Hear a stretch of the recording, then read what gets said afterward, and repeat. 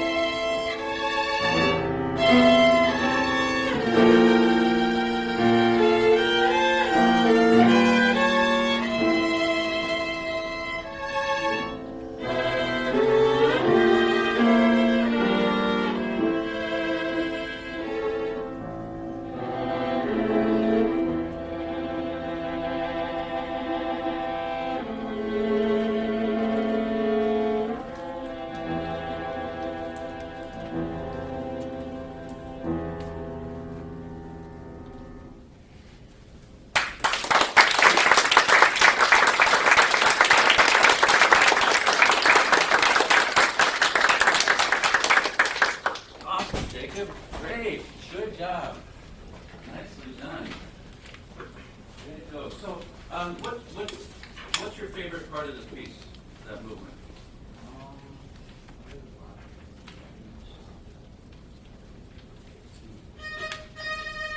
Oh, and why do you like that part? Loud and high, okay. And it kind of has sort of a Latin rhythm a little bit.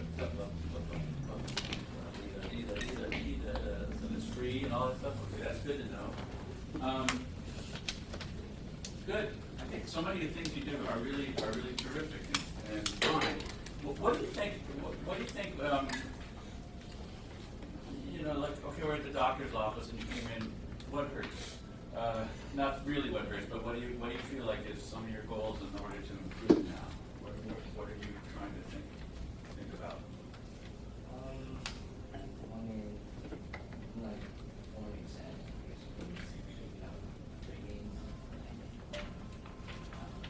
Being loud and projecting and that kind of thing?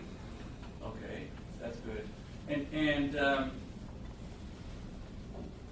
what about so technically, are there things you've been working on technically?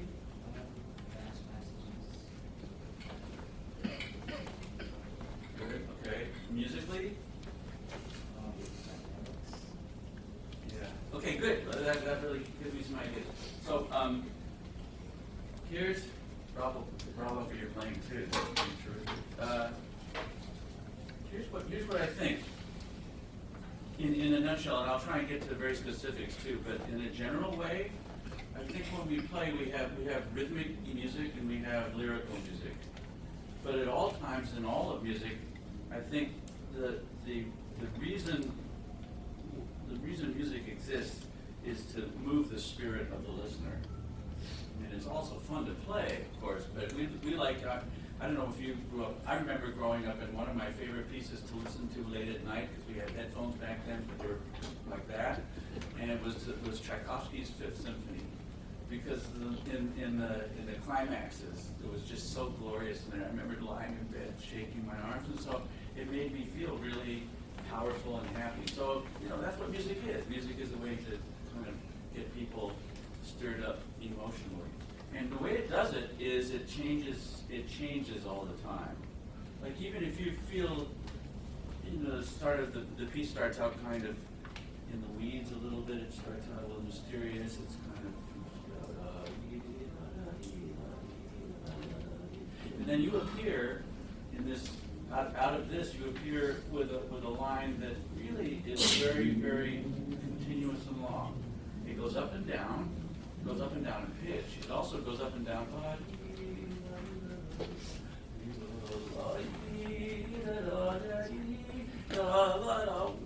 Right, it does. It reaches these high points in there, and it has this feeling of urging. Not urge like nervous urging, but urging trying to do something. And I think if you started thinking about that as like, that's kind of the whole reason of why we're playing, and you try and play so that the feeling inside of the music has this feeling of always kind of developing. And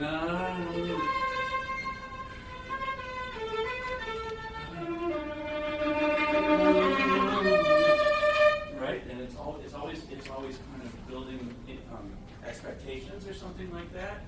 Then it gets to be a little less like mechanical in the playing. Does that make sense to you a little bit? Or is it confusing also? Yeah, it's confusing because it's not so clear. So I'm gonna try. So does the first note make a crescendo or a diminuendo for you? Because it could change any time. I could make it go.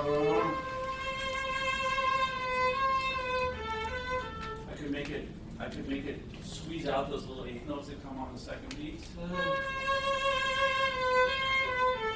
I could make it diminuendo though.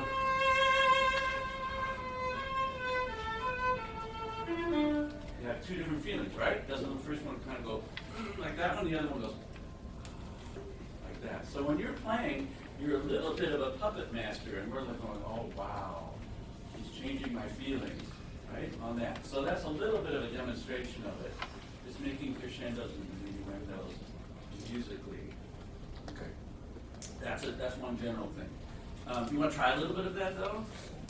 First of all, can you sing it once? Or you hate singing? You can say no. Listen, this is your worst audience. This is your toughest audience. After this, their life gets really easy. Okay, just play it, right? Are you going to make a diminuendo or a crescendo to the second beat? Okay. And then where's your goal note? Where you in? Is it going to be? Are you going there? What do you think?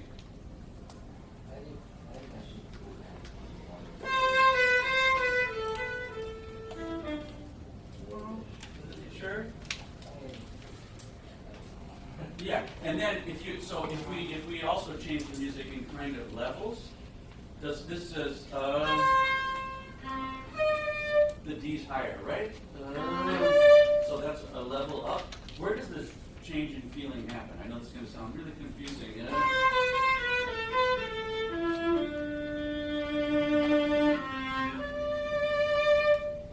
Yeah. So while I'm playing the D, I'm getting this urging to get up to that top. If I can.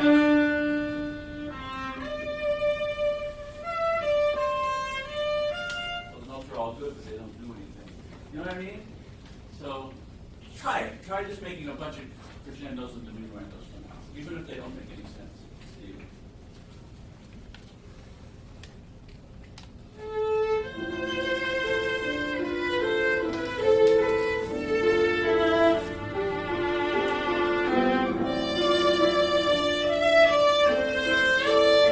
So yeah, good. That's much better. That's good. But now when we go, are we going to that note? So,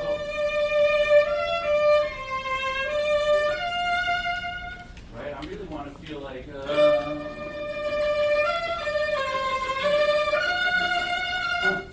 and then, right, good.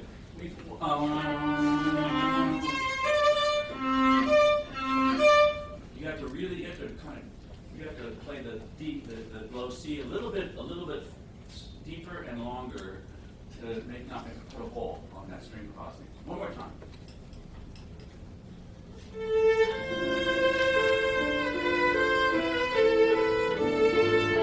Crescendo.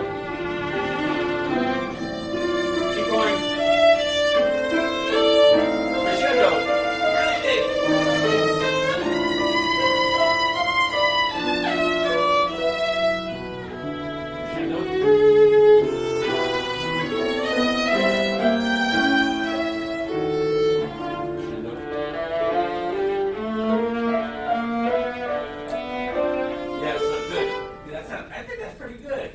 Sound better if you play.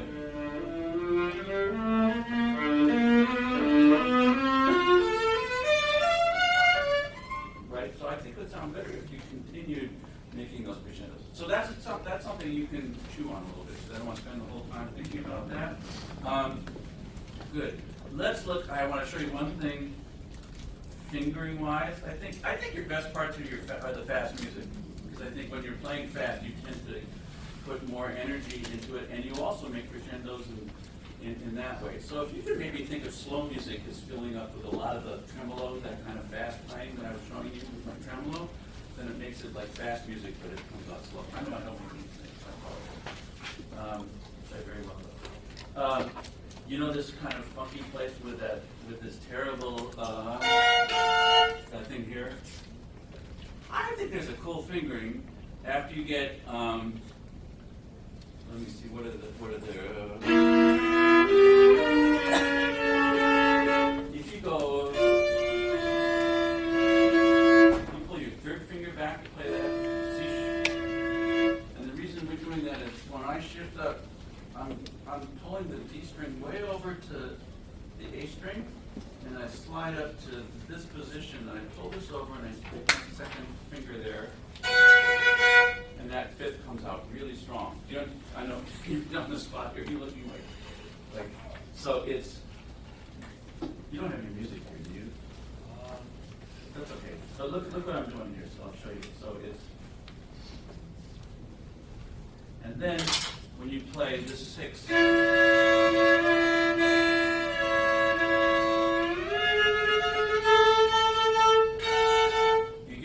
you shift up to the A on to that 6, but you pull your finger over and then you put the finger between. So let me show you how that works. Keep playing for a second. So you play this note here, the E and the D. And so we're going to play. Then you're going to shift up, and as you're shifting up, you're going to keep that whole step there, right there, and you're going to pull this note. You're going to pull the string over with your tip of your finger, and then you're going to let go of your third finger. You know, right? I didn't know where you were on the A. So you're going to go where this finger is on A. Do it one more time.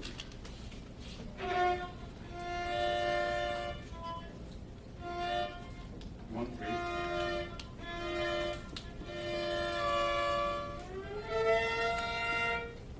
That's sort of it, yeah. But as you're shifting up to play that 5th, and there's a lot of times when we play 5th, we kind of fudge the string over the lower string, so that we can get the strings real close to each other, so that we can have that 5th. I know that your teacher will work on that a little bit. Okay, last thing, two more things, because we're running out a little bit at a time. Let's do the very end of the piece here. It's a 16th and bow distribution when you're playing.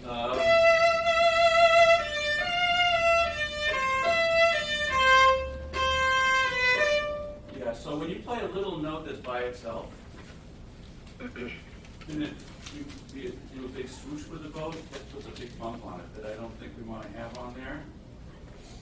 Yeah, so can you play from here?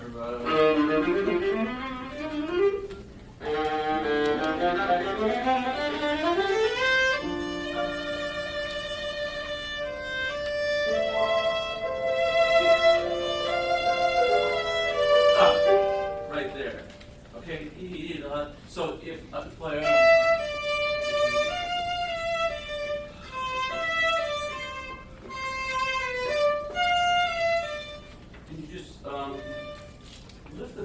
Lift the bow off the string and then keep traveling down.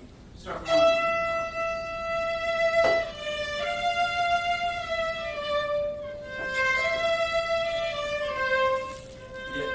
yeah, but we didn't. It's actually the softest note of all the notes you just played.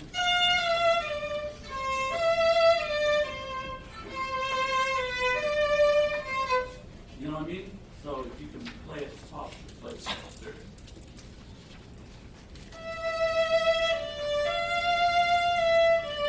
Okay, yeah, good, play it softer. I mean, you're just used to it, so when you're trying to do something new, it just kind of end up doing the same. So let's stop here. Just and stop right there.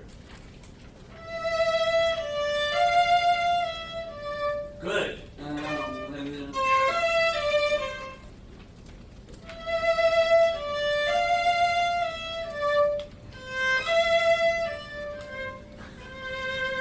Good. You see how hard it is to change stuff? It really is. I mean, there's nothing against you. You're doing great. Last one. Okay, so here's my big one is that when I play, I feel like I want my fingers like hovering basically over the notes I'm about to play at any time. If I'm playing a C major scale, I don't want this guy down here. This guy. That's good. So, and when you're 4th finger right now, and generally speaking, I would love to see your handshake, not to turn your wrist, but to allow this little bone right here. See, these are very, your finger starts right down here. That's the bottom of your 4th finger here, not here.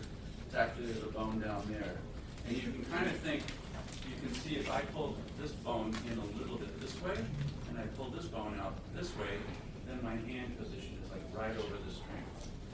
and then I just drop my fingers down and play notes. Okay? And then, so that means bringing this guy, and I know it looks like I'm doing it with my finger, but it's really, you see how that bone's moving here? Can you do that? Yeah, fantastic. But don't, it's not turning your wrist, because that's different. That's going to be a pain to play on. Yeah, that's good. And if your fingers, basically you want to feel like your fingers are just sitting right on top of the notes you're going to play. So let's start to play.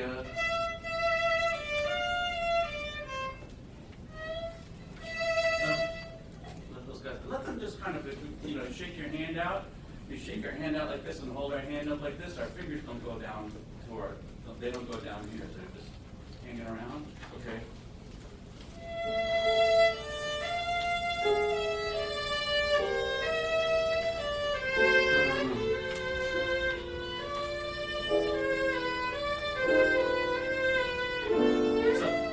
Good, and that's good. I know it's like crazy, isn't it? Because it's going so far away. So if you're playing, lifting your fourth finger, practice. Lift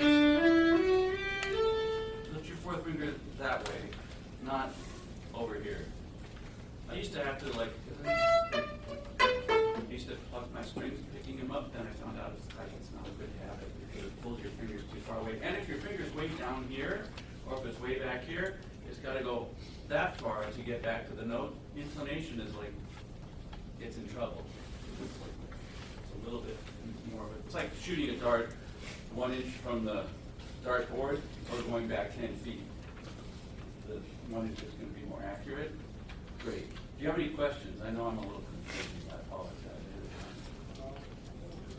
Are you sure? You promise?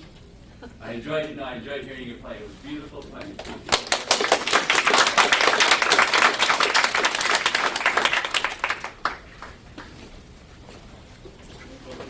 Jacob, and I neglected to mention earlier that Jacob is a student of grade 4. All right, yes. All right, our next performer will be Penny Tang. Penny will be performing Martian Builder, Fairy Tale Pictures. The first 2 movements, Nicht Schnell and Lebhaft by Schumann.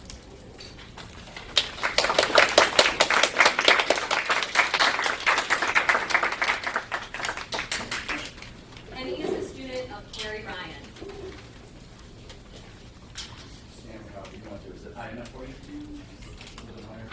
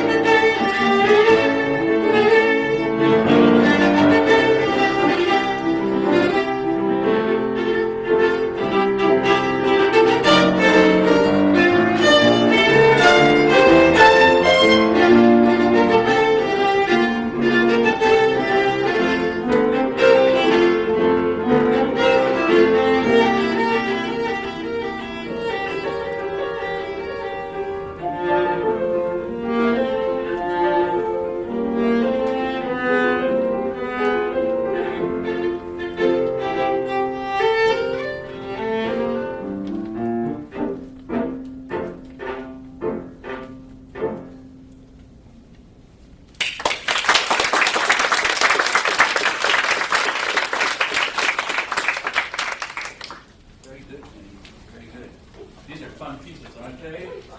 Yeah. Well, they're fantasy pieces. And, as such, I think there's a lot in the imagination that has to kind of spill out of us. So, I mean, it's not just playing all the notes and all that stuff. It's kind of create a mood. I think at this time also, the music was not quite as square, and I think it had a lot of rubato in it. So maybe we could try and experiment a little bit with, as you make crescendos, you can feel like the music.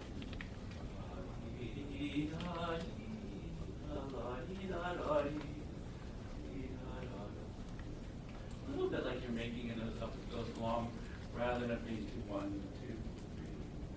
3, 1, 2. Yeah, we try a little bit of that, and let's every time you feel the urge to push, and maybe she'll be with you, and see what happens. It has a little more flexibility forward and back. Okay. Yeah, start reading.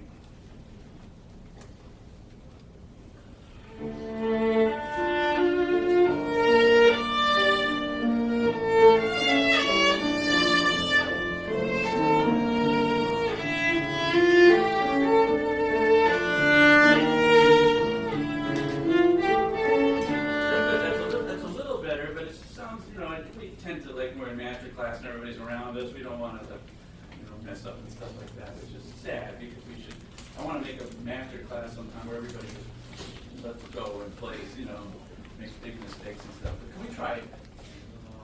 2,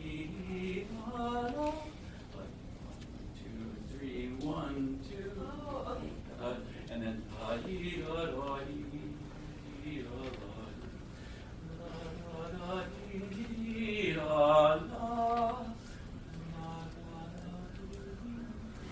so it kind of gives this feeling of, again, like I was saying about urgency. Let's let it spin, like even in tempo to the top note.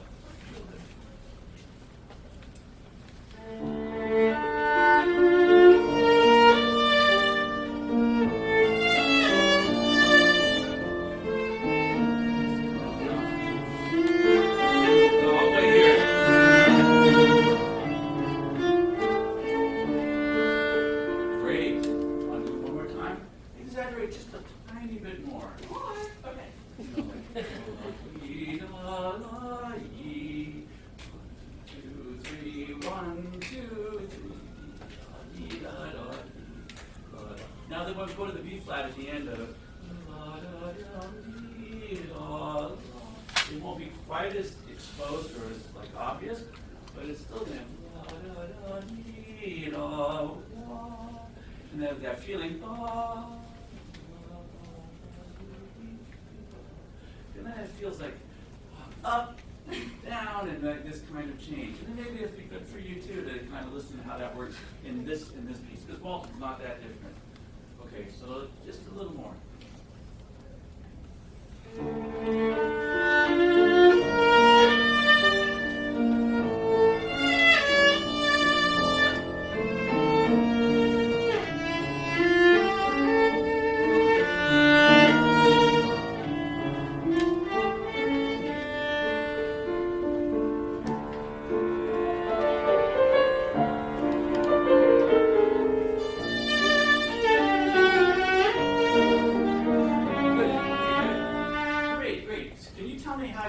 Fit together right here in terms of after you get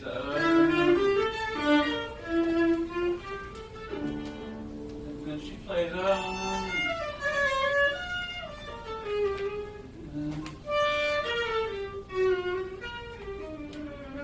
is it 2 measures and then you have 2 measures, or how does the overall? Well, we're calling and responding for Yeah, but she starts. You kind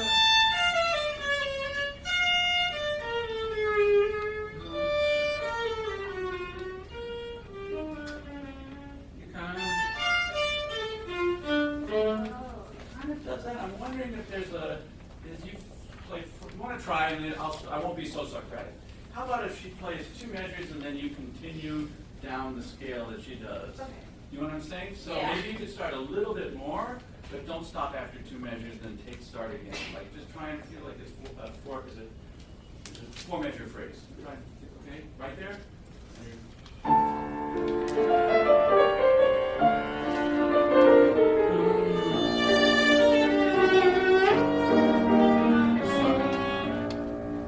Good, that's good. So 4 measures, and then we kind of come to a point where it has a little bit of a turning the corner.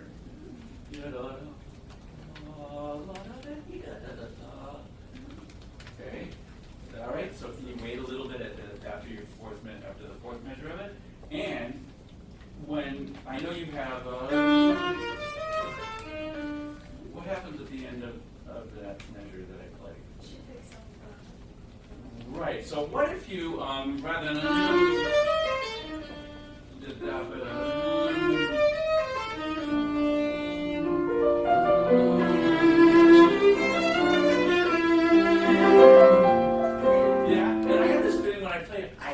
stop playing.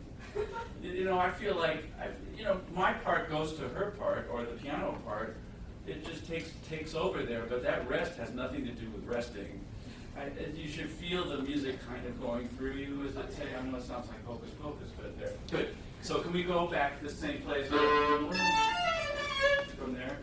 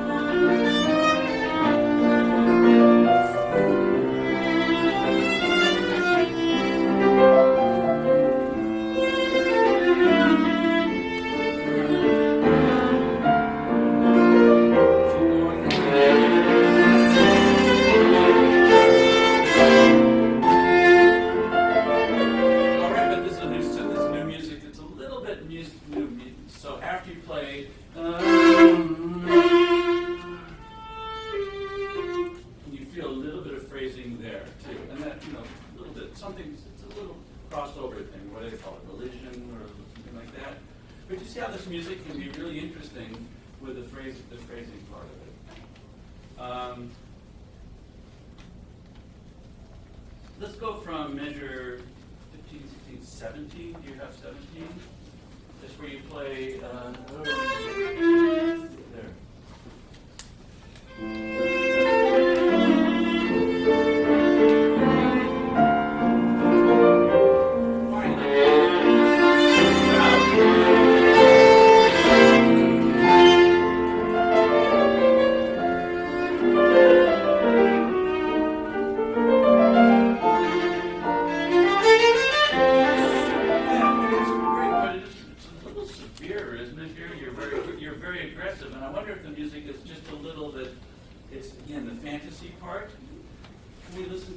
This without the viola part right here, with 22. We'll follow along. You know where that is? Okay. Just play it without it. Oh, sorry. It's after right there.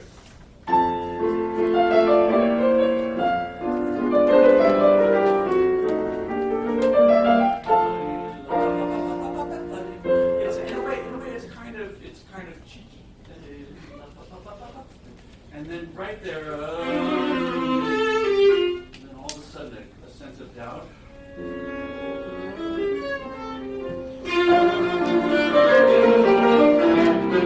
it finally kind of has that triumphant ending to it, but I think let's go. There's a crescendo written there, right? There's something there. That doesn't mean to get angry and aggressive. Maybe, I don't know. So right on 22, where she started there.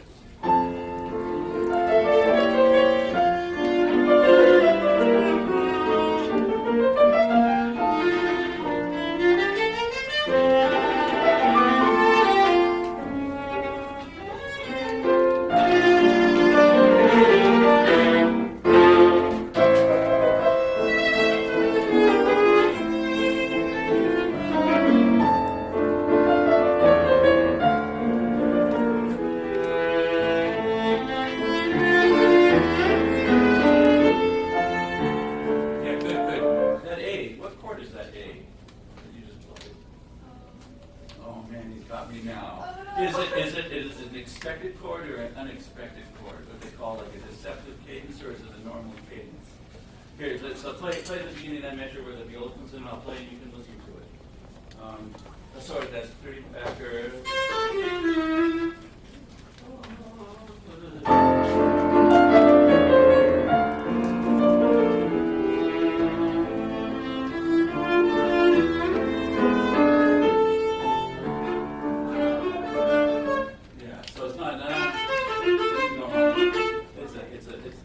So that means maybe we go.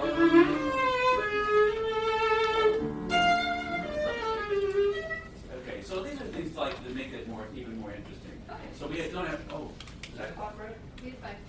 5 minutes. Oh, that clock is good. Okay. Should we go to the second movement? A little bit of the second movement. Let's see if there's something. Well, maybe at the very end of the piece when you actually get the. With all these syncopations, can we feel like this is a coda section that just kind of maybe sleepy, dreamy,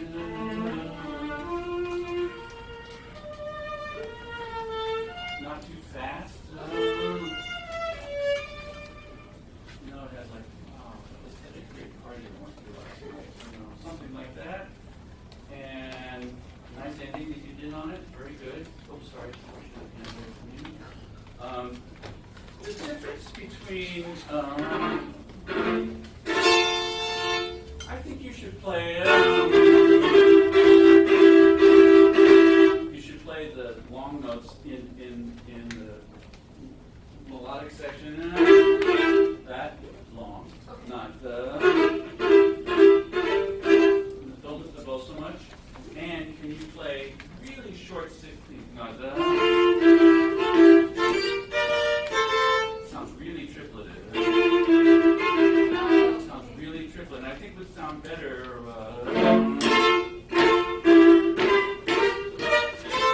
Okay, so almost double dotted. The beginning of the second movement. Okay.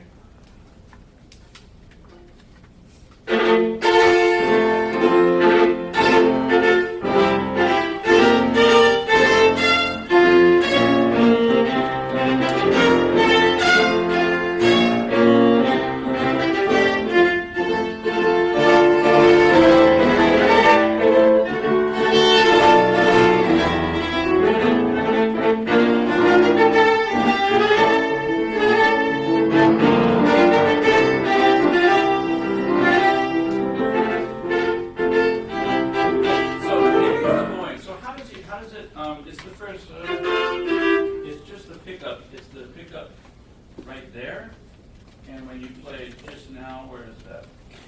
Where's the piano thing? Right here? It's this note. Okay. So, you're playing, I would actually, do you do that each time? Like when you play this, are you playing this open A string? Yes, and then going to 4.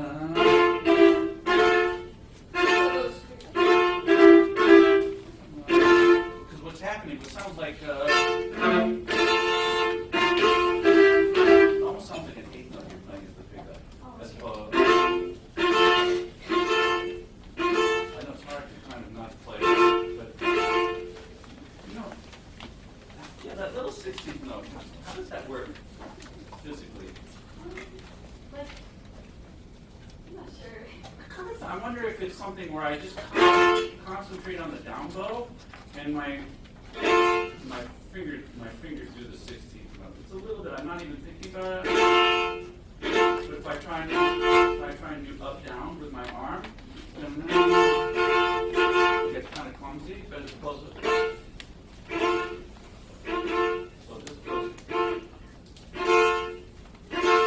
so this does the 16th note. This does. So still a bunch of down bows like that.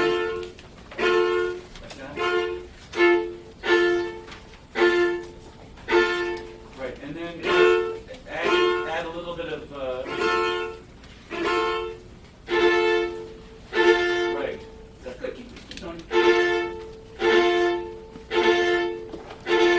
Yeah. So now Here's something else I noticed about even the beginning of it. If you want to play those notes faster, what do you have to do to play those notes? Use less bow. So let's try it. Then to do this thing now, we won't do a big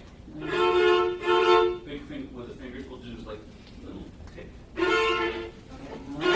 Try and make it that much instead of that much. Okay, so let's do the piano one now.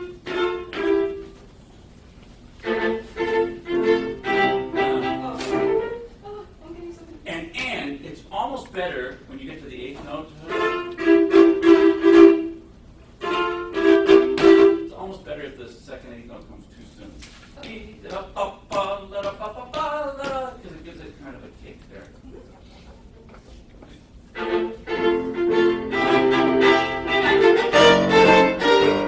Maybe it's the bowing. Maybe it's the bowing because you have to take a bunch of up bows there. What if you play this? Yeah.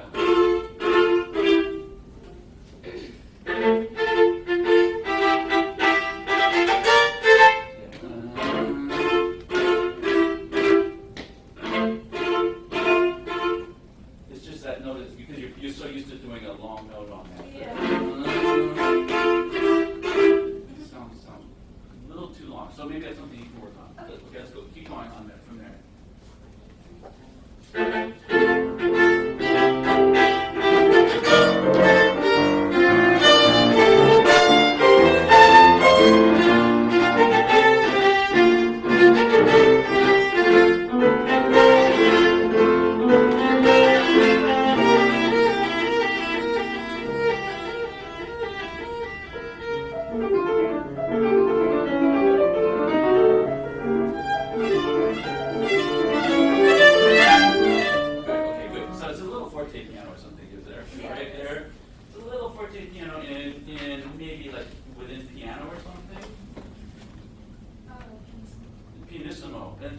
Crescendos to a forte piano. So, yeah, I think this music is again fantasy. So we don't really want to throw bleach on somebody, like that.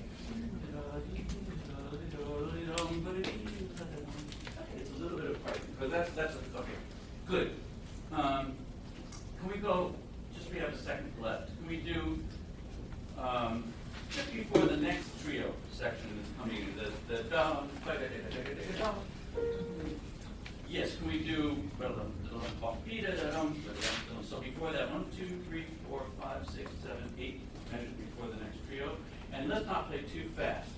On okay, 1 second. Okay.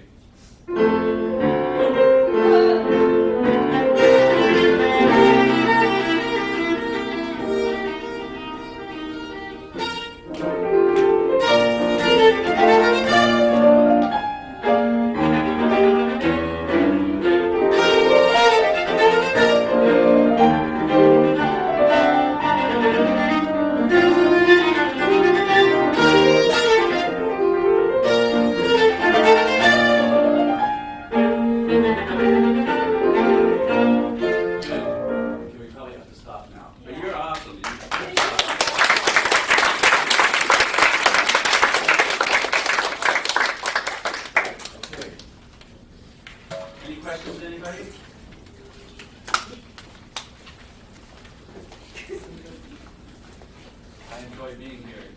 It's a wonderful organization.